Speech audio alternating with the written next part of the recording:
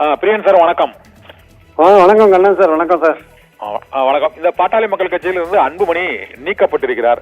தற்போதைய அந்த தேர்தல் ஆணைய அந்த தளத்தில் பார்க்கும் பொழுது இப்போது தலைவராக அந்த மே மாதத்திலிருந்து இருப்பவர் டாக்டர் ராமதாஸ் தானா அல்லது அன்புமணி ராமதாஸ் தலைவராகத்தான் நீடிக்கிறாரா? இந்த சட்ட சிக்கலுக்கு எப்போது அது முடிவு தெரிய வரும்?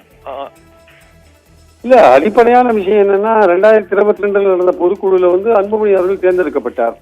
சரி. சோ அந்த பொதுக்குழுவில் தேர்ந்தெடுக்கப்பட்டவர் தொடர்ந்து கண்டினியூ வர்றாரு. இப்போ 2 பொதுக்குழு நடந்திருக்கு. ஒன்று அன்புமணி தனியா நடத்திருக்காரு, ராமதாஸ் தனியா நடத்திருக்காரு.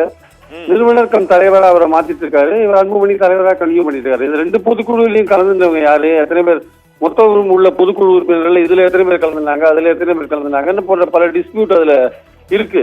அதெல்லாம் ஒரு சிவில் சைட்ல சிவில் கோர்ட்டோ அல்லது எலெக்ஷன் கமிஷன் இந்த புகார் போனாலோ அது சம்பந்தமா மேல் விசாரணை நடக்கும். அதுக்கான வாய்ப்புகள் இருக்கு. அதனால அதெல்லாம் ஒரு பக்கம் நடந்தா கூட இந்த கட்சிக்கு எந்த விதமான எப்படிப்பட்ட ஒரு பாதிப்பு உண்டாகி இருக்கிறது தான் இங்க அடிப்படையான பிரச்சனை.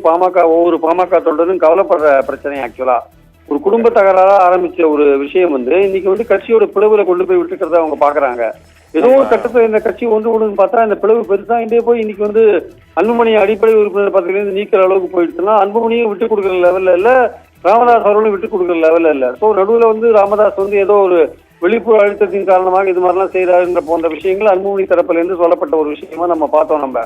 ஸோ இந்த சூழல்ல தேர்தலுக்கு முன்னாடி இந்த இரு பிரிவுகளும் ஒன்று விடுமா இல்ல இன்னும் கோர்ட்டு கேஸ் தேர்தல் கமிஷன் என்று பிரச்சனை நீண்டு கொண்டே போகுமான்னா நீண்டு கொண்டே போனால் அந்த கட்சிக்கு ஒரு பெரிய பின்னடைவு எலெக்ஷன்ல வரும். 2 கட்சியும் 2 பேரும் தனித்தனியா எலெக்ஷன்ல சந்திச்சாங்கன்னா ஒரு கான்ஸ்டியூன்சியில வன்னியருடைய ஓட்டுகள் பிரியும். ஆனா அந்த ஓட்டுகள் அப்படிப்பட்ட ஒரு நிலை வருவதற்கு முன்னாடியே பாத்தீங்கன்னா பாமகர்களே விரக்தி அடைந்து வேற வேற கட்சிக்கு போறதுக்கான புதுசா ஆரம்பிக்கிற விஜய் கட்சி உட்பட போறதுக்கான வாய்ப்புகள் நிறைய இருக்கிறத நம்ம பாக்குறோம்.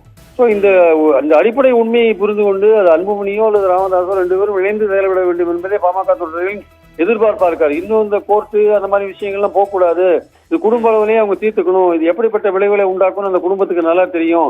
அப்படி இருக்கும்போது எதற்காக இந்த மாதிரி ஒரு எக்ஸ்ட்ரீம் லெவல்ல போய் ஃபைட் பண்றாங்க அப்படின்றதான் பாமக தொண்டர்களின் ஜி.கே. மணி போன்றவர்கள்ட்ட எல்லாம் பேசும்போது அவங்க வெளிப்படுத்துற ஒரு விஷயமா இருக்கு.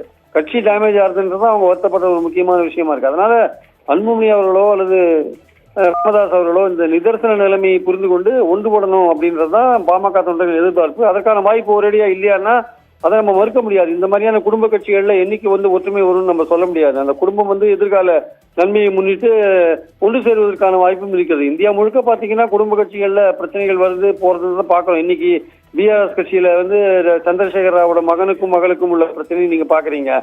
அன்னைக்கு முலாயம் சிங் யாதவ் கட்சியில நடந்த பிரச்சனையை நம்ம பாக்குறோம் நம்ம.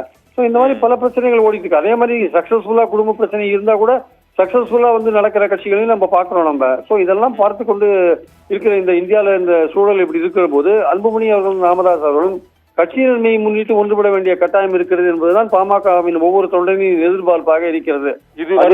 அவர்கள் தவறுவார்களே ஆனால் ஒரு வரலாற்று பிழையை அவர்கள் செய்தவர்களாக மாறியுள்ளார்கள். பாமக மிகவும் பிற்பட்டவர்களுக்காக துவங்கிய பாமக ரொம்ப மோசமான ஒரு பின்விளைவுகளை சந்திக்கும். இன்னொரு கேள்வி, இந்த 2020 தேர்தல் பரபரப்பு கொஞ்சம் அதிகரித்துள்ள ஒரு சூழ்நிலையில பாட்டாளி மக்கள் கட்சியில இந்த மாதிரி ஒரு 2 பேர் பிரிந்திருந்தால் இந்த கூட்டணி கட்சிகள் யாரோட பேச்சுவார்த்தை நடத்துவார்கள்? நீங்கள் கூறியது போலவே தொண்டர்கள் இந்த விஜய் கட்சியின் பக்கம் ஏற்கனவே அவர்கள் விஜயகாந்த் கட்சியின் பக்கம் பல்வேறு இந்த வட மாவட்டங்கள்ல கடந்த தேர்தல்கள்ல அது மாதிரி வாக்குகள் புரிந்தது. இந்த தடவை விஜய் பக்கம் போவது வாய்ப்பு இருக்கு. அந்த பிஃபார்ம் படிவத்துல கையெழுத்து போடுறது மற்றும் சட்ட ரீதியான சிக்கலையும் நம்ம மறுக்க முடியல சார். ஏற்கனவே இந்த சரத்பவார் கட்சியிலையும் சிவசேனா கட்சியிலையும் இந்த மாதிரி பிளவுகள் ஏற்பட்ட போது கட்சியை உருவாக்கிய சரத்பவாருக்கும் பால் தாக்கரே பையன் உத்தவ் தாக்கரேக்கும் அந்த கட்சி சின்னமும் பெயரும் இல்லாமல் போன ஒரு சூழ்நிலை உருவானது. அதே போல அது இல்லாமல் போனதை உத்தவ் தாக்கரே விஷயத்திலையும் சரத்பவார் விஷயத்திலையும் நம்ம பார்த்தோம். நம்ம அரசியல் காரணங்கள் இருக்கு. ஏன்னா இங்க ஷிண்டேவும் அஜித் பவாரும் பாஜக சைட்ல இருந்ததுனால தேர்தல் கமிஷன் அவர்களுக்கு ஆதாயமாக பல வேலைகள் செஞ்சாங்கன்றத நம்ம பார்த்தோம். இப்போ யார் பாஜக சைடு போறாங்களோ, அன்புமணி அல்லது ராமதாஸ் 2 பேர்ல யார் பாஜக சைடு போறாங்களோ அவர்களுக்கு அந்த சின்னம் போன்ற விஷயங்கள் வருவதற்கான வாய்ப்புகள் இருக்கிறது. அவர்களுக்கு ஃபேவரபிளான ஒரு டிசிஷன் எலெக்ஷன் கமிஷன்ல இருந்து வரதுக்கான வாய்ப்பு இருக்கு. ஆனா இவங்க டிமாண்ட் பண்ற அளவுக்கு அந்த கூட்டணி கட்சியின் தலைமை உங்களுக்கு சீட்டு கொடுக்குமானா கொடுக்கறதுக்கான வாய்ப்புகள் ரொம்ப ரொம்ப குறைவு. ஏன்னா முன்பு இருந்த பலம் இப்போது இருக்காது இல்லையா, அதனால கொடுக்க மாட்டாங்க. அதுதான் அந்த பார்கெனிங் பவரையும் அவங்க இழந்துடுறாங்க. இதெல்லாம் புரிந்து கொண்டுதான் 2 பேரும் ஒன்று சேரணும்னு பாமக தொண்டர்கள் நினைக்கிறாங்க. அதனால வந்து இது பெரிய நீண்ட காலத்துல பார்க்கும்போது இது பெரிய விளைவை ஏற்படுத்தி கட்சியை வந்து ஒன்றுமில்லாமல் செய்துவிடும் என்பதுதான் என்னுடைய கருத்து. ஆக்சுவலா ஓகே, நான் பாட்டாளி மக்கள் கட்சி இந்த இழப்பால் இப்போதைக்கு நீங்க என்ன நினைக்கிறீங்க சார்? தொண்டர்கள் யார் பக்கம் இருக்கிறாங்க, நிர்வாகிகள் யார் பக்கம் இருக்காங்க? இப்போதைக்கு நிர்வாகிகள் முழுக்க அன்புமணி பக்கம் தான் சார் இருக்காங்க.